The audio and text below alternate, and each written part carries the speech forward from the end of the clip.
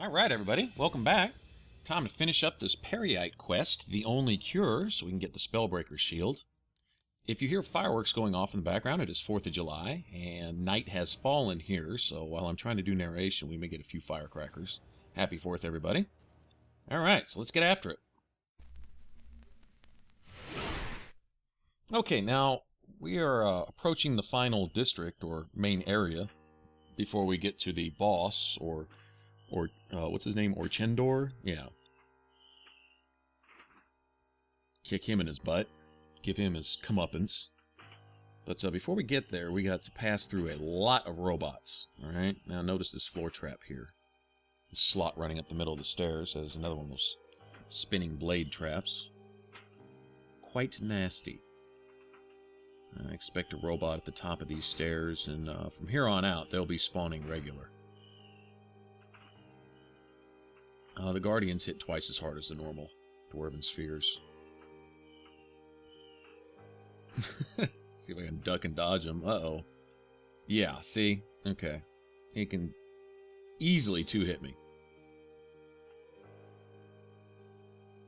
Alright, so let me shift his attention to somebody else. Notice his health pool, too. Several more series of power attacks than what it would take to kill a normal sphere, which themselves have a decent health pool, but these guys are kind of ridiculous.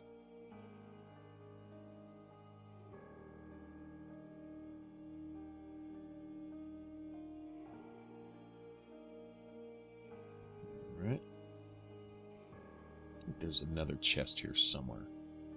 Looks like there should be, right? Yeah, there's one of those dwarven treasure chests. I'll take that.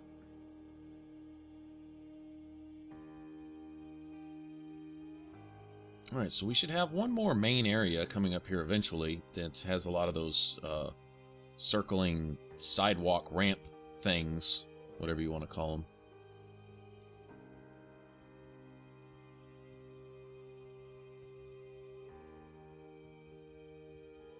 Oh, wait, you know what? We're at the top story of that last area. We're essentially overhead from where we were before we went through all those loading screen doors.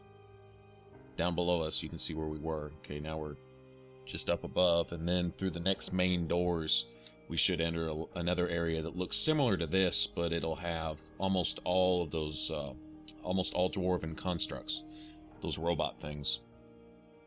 Should be quite a few of them, actually. But here we're going to run into a couple groups of afflicted, if I remember right. Yeah, I know they're over there. There should be some up those ramps there, too, to the right. Hopefully we won't aggro them at the same time. Looks like we have, what, 4 of them here. They've already got Uthgerd down. Now, see, those archers, now they're just using hunting bows and longbows, but they do a decent amount of damage. I think I'll bring a Dremor in.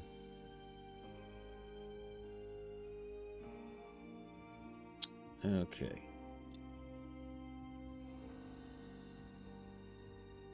Should blast this guy off this ramp, but you know what? Oh, great. Yeah, sure. When all else fails, pull out the projectile vomiting. Yeah. Thanks, bro.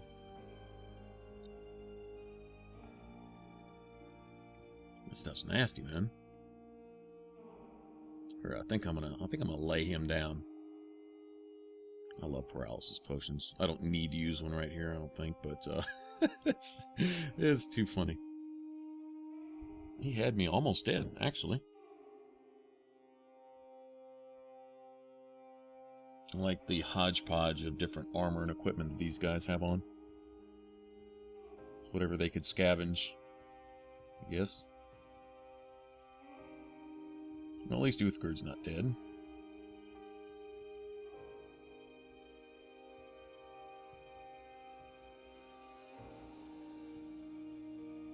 Alright, now there should be another group right up here to this platform to the right.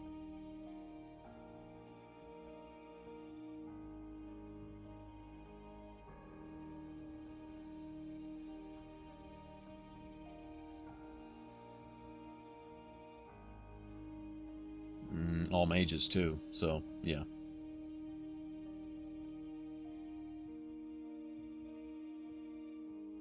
I don't have anything invested in magic resistance other than what the Breton is born with, so to speak.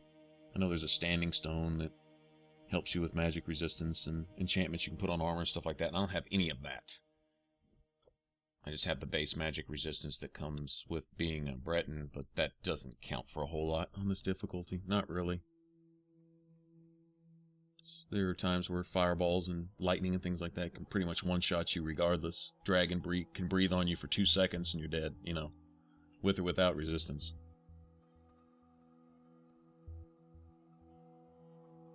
Once I can dual enchant everything, then I'll throw some stuff on there. Instead of a, you know, just straight up adding magic resistance, though, I would probably go for certain elements in particular. Like the common ones, frost and fire, for example. And put a protective enchantment for each.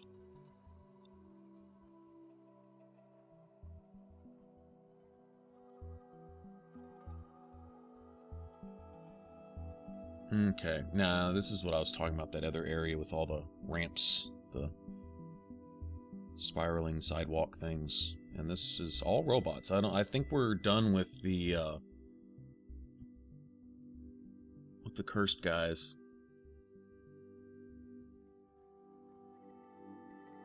The afflicted. Except for Orchendor himself. I guess he counts as an afflicted. I know he has magic at his disposal, obviously. And then he can also do the projectile vomiting thing. And he teleports. So he can actually be really annoying. Once you think you almost have him dead, he warps upstairs and tries to shoot lightning at you and stuff while he's healing himself. Yeah, I've cursed that punk more than once. Okay, it looks like we have at least 4. I'll go ahead and give him a taste of that. And then run like the badass that I am.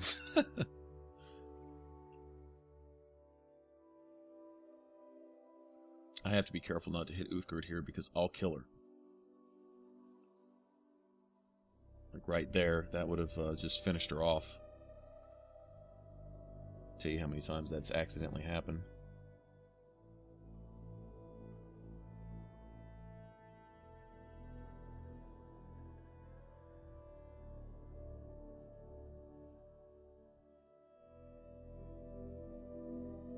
Problem switching my weapons.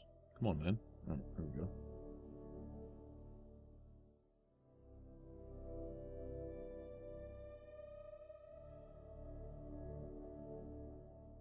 See, the spheres themselves, they're pretty stout. They really are. They just don't hit quite as hard as those Guardians do. Those Guardians are... They're pretty nasty. You get some soul gems here. There we go. That'll work. I'll take a greater soul gem all day long. Thank you. I think we can get a couple more. I really want to go visit an enchanting table and work up a few iron daggers. Make some money. I'll take those. Those don't have charges in them, though. There's one. Oh, there's 2. Sweet. There's another one. I will take all that. We're not even close to finished with the robots, though. There are going to be plenty more.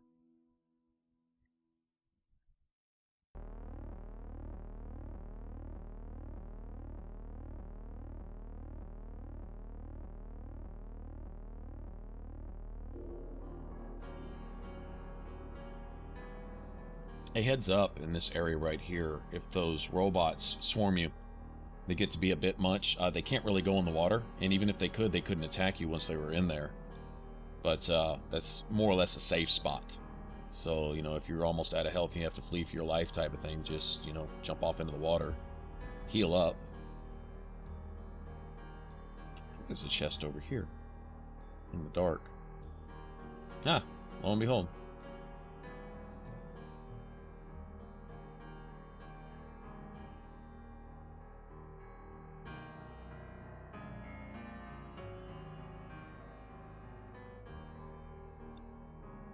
Okay.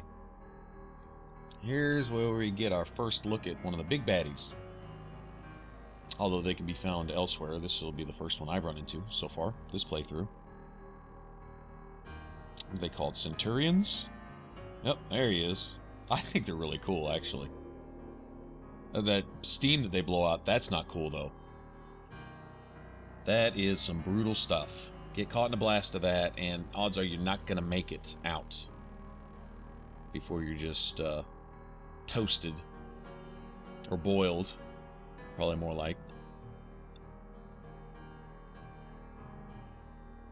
Well, at least he's not a Centurion Master. Those guys, their health pool, that's worse than an Elder Dragon. Crazy.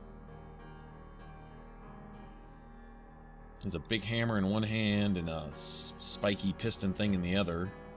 And then he blows boiling steam at you, too. But they usually have really good stuff, so definitely worth killing. Although this guy, an empty Grand Soul Gem, knows it. I'm all about Soul Gems right now. Yeah, see, now these just when we thought we were done. Oh no, here we go. I don't even think these are the last of these guys. I think there's a few more that spawn later, farther up ahead. Well, they're beating Uthgard's ass quick too. It's unusual.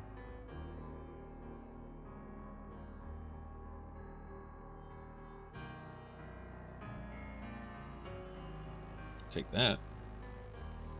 Let's see if this guy wants to drop one too. I know. Oh, well, you know, absorb health, which is what I have her axe enchanted with, doesn't affect constructs. Doesn't work on robots, so.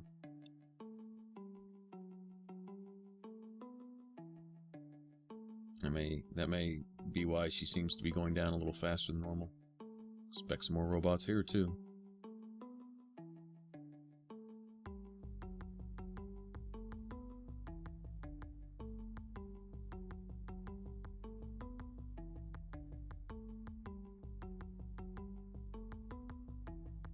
Tooth? Oh, wow, okay. I don't need to get swarmed by those guys.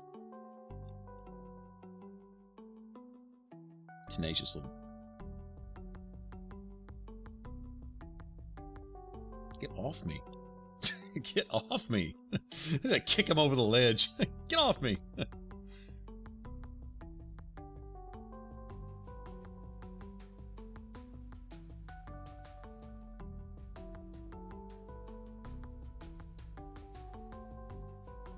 I'll take that. That'll work.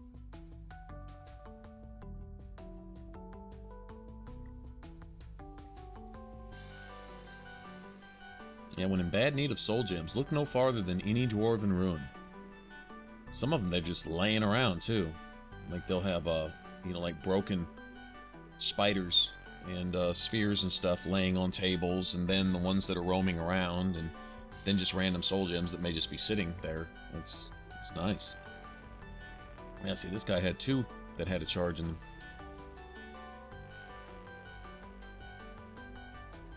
There's a chest right here somewhere. Pretty sure. Probably looking right past it. Oh well. Whatever. Alright, and this is basically the end. Okay.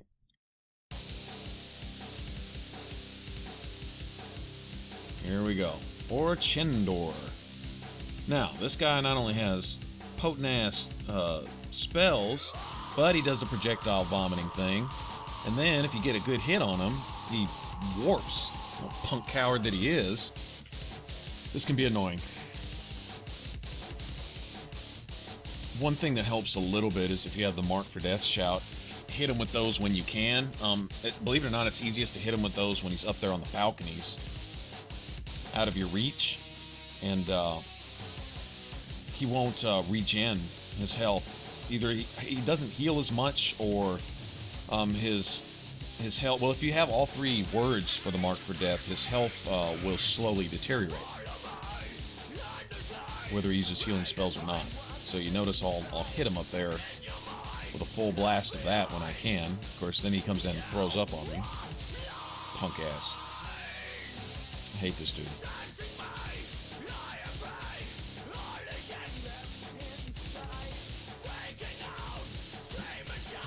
Jamora really doesn't like him much either. Yeah, see, once you start doing a little work, there he goes. And usually when he comes out of his warp, he's aggroed on you, even if he's literally standing right next to your followers. I'm gonna burn up some of this weight.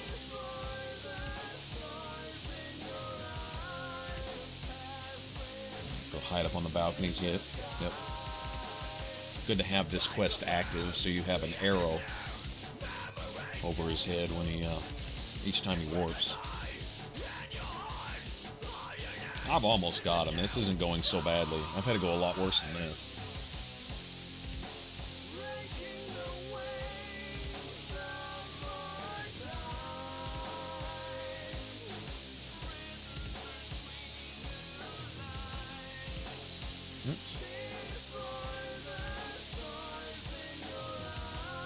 Sissy.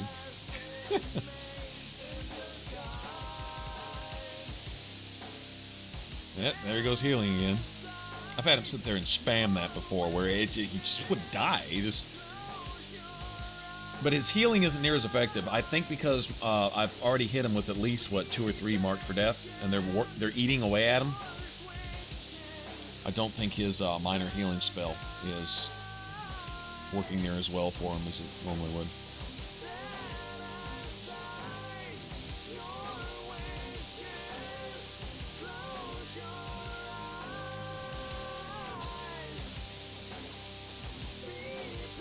Got him.